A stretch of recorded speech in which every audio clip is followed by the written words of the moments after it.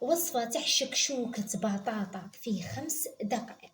يلا تبعوا معايا. عندي 4 حبات تاع البطاطا، حبة تاع البصل وزوج حبات تاع الطوماطيس.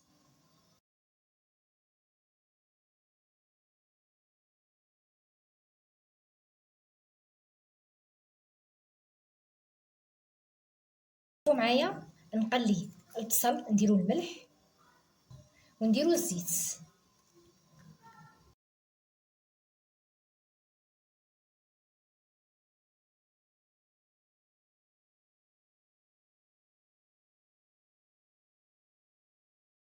راني قطعت البطاطا نملحها ونقليها، قطعتها هذا السمك. هازينات بعد ما قليت البصله تاعي نديرو الطوماطيس مرحيه اللي كنت رحيتها، ندير كميه تاع فلفله حمراء، ندير كميه تاع فلفل اسود، وعندي طماطم مصبره